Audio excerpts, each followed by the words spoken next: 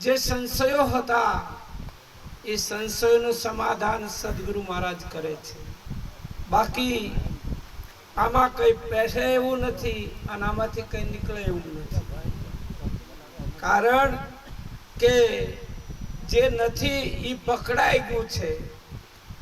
દેહ હું છું, દેહ મારો છે, દેહ જન્મતા જન્મું છું, દેહ મરતા મરું છું. એ જે ભાવ પકડાઈ ગયો છે એ જ ભાવ સદગુરુ મહારાજ તોડે છે.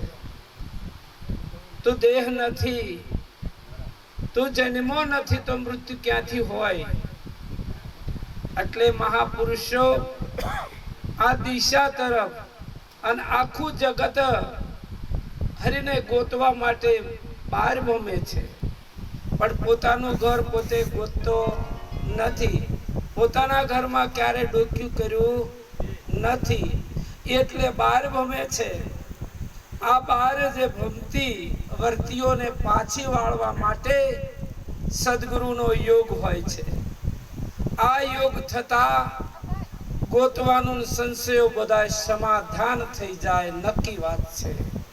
પણ સદગુરુની દ્રષ્ટિ જો મળે તો આ વસ્તુ થાય.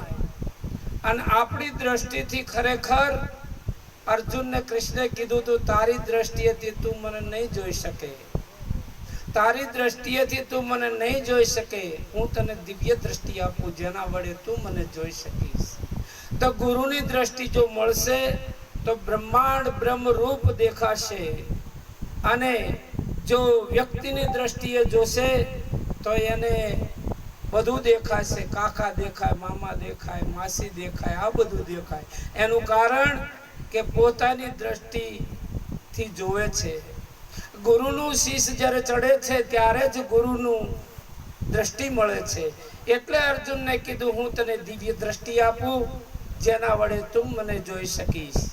આજે આ મહાપુરુષો ખરેખર જે ભૂલેલા છે એને રાહ બતાવવા માટે મથી રહ્યા છે.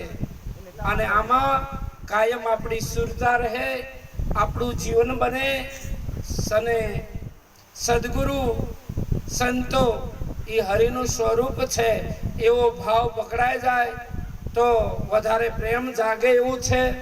અને જેને નથી પકડાણો એને વ્યક્તિ દેખાય છે, એને હરિ પરમાત્મા દેખાતા નથી.